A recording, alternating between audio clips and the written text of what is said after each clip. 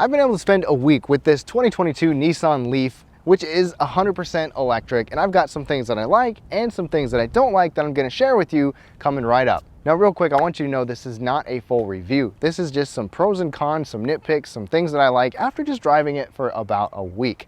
I do have a full review in the description below, but let's jump into it.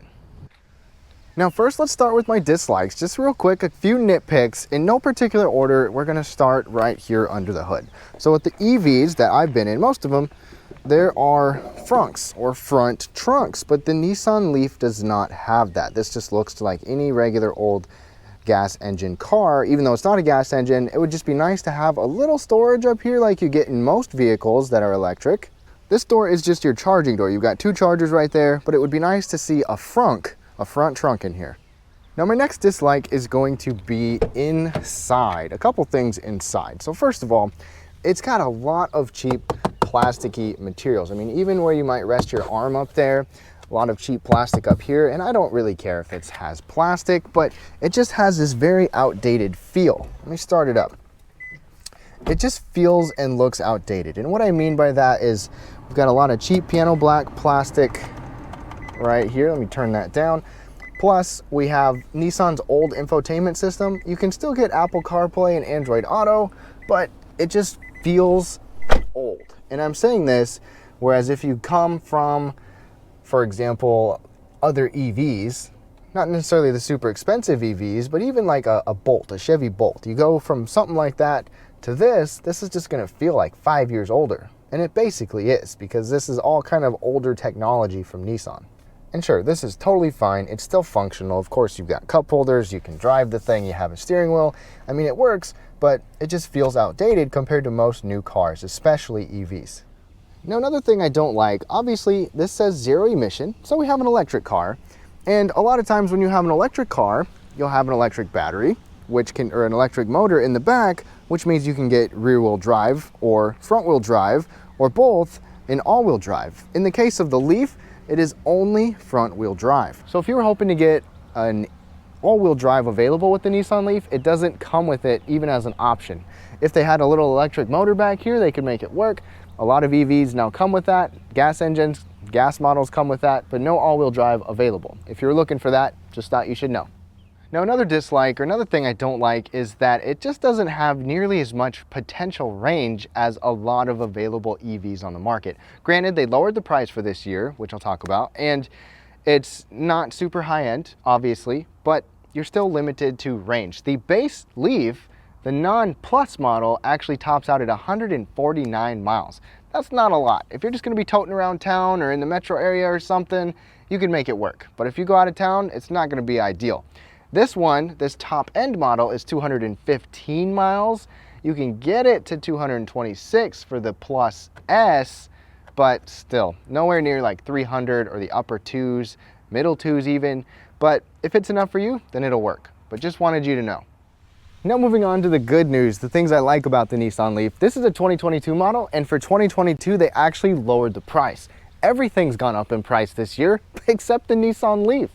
And that's awesome because it's not just the base model or the top end model, it's all models. This top end model actually can now go below about $38,000. And the base model is now down to about $28,000, give or take, depending on the destination included or not. But that's great news. I love that Nissan dropped the price because it doesn't really compete with those higher end, more expensive EVs. So you can get this as an EV at a decent price.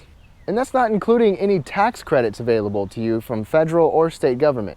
Now, my next like has to do with the charger. So first of all, as we open this up, let's take a look. I like this charger for a couple of reasons. First of all, it comes with a 120 volt or 110 volt plug, 3-prong plug that you can use just like normal.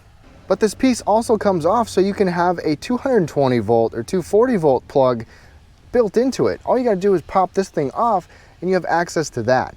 The reason that is so awesome is because you don't have to install or buy an electric charging box, which can be expensive to buy and install. Some of you might already have a 220 volt or 240 volt plug in your garage, and you can just plug it into your garage and have it charge anywhere between 8 to 11.5 hours and be fully charged. The 3-prong outlet is nice to have just for convenience times. It's a slow charge, but having that 220 volt or 240 volt plug come with it is huge because you can plug it in overnight and it'll be fully charged for you without having to go to the DC fast chargers, which are one, kind of expensive and take time.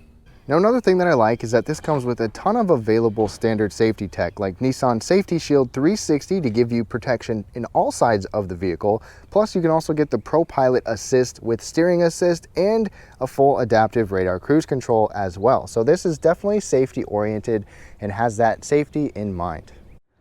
So my next two likes have to do with inside. You know, a lot of people remote start their vehicles or will go outside and start them up if it's really cold or really hot. It's nice to have that convenience. And with an EV especially, you're not going to be blowing fumes out when it's just sitting there running. The best part is that you can program it to heat or cool at certain times. So one of my favorite things about these EVs is you can go to, on here, EV settings, and you can have a climate control timer. So let's say you leave for work at maybe 7 a.m. and you want your vehicle to be heated or cooled. You can program that on here so the vehicle will automatically run for you whatever days of the week you want it to and have it set to a specific temperature. I think one of the coolest things is that you can even have it do this in your garage and you don't have to worry about it fuming up your garage. That's really awesome.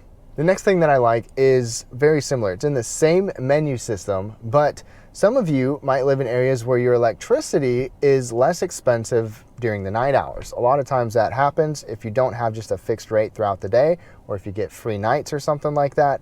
You can program this to charge only at night. You'll go to the same screen, so let's back out of the climate timer. You can go to charging timers as well.